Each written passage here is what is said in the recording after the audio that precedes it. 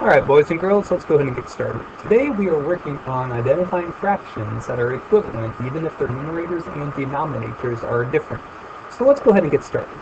Here we have two sets of fractions. So we have 1/8 and we have 1/4.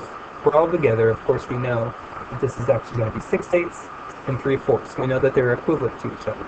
Let's take a look and see what that looks like on our actual board. Here we have 3/4 and 6/8.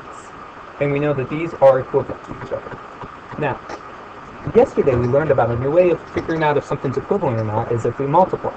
So watch what happens. Here's an easy way to prove that 3/4 equals 6/8.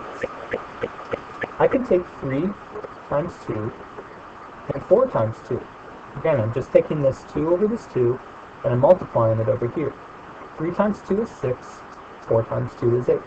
So these are equivalent with each other. Pretty simple stuff. Let's go ahead and go a little bit more in detail. What if I took a bigger number, like 10 12, and I wanted to figure out an equivalent fraction? If I wanted to, I could multiply. But did you know I can also divide? What if I instead decided to do this? I wanted to divide this by 2. I'd have to divide my bottom number, you guessed it, by 2.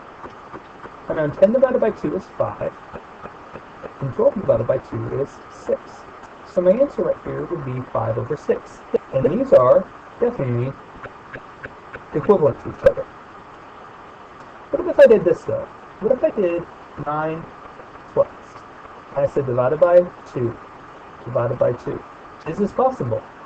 Well, I know that 12 divided by 2 equals 6, and 9 divided by 2 equals, I can't do 9 divided by 2. So you know what? That doesn't work. The reason it doesn't work though is because you are not able to divide 9 by 2, and you have to divide both by the same number. So that would not work. You have to make sure when you're dividing that you pick numbers that both work. Here's one more example. Let's try 16 18ths. Okay? Divided by 2, divided by 2, 8 over 9. That's what we're working on today, ladies and gentlemen. Thanks for checking in, and I'll talk to you later.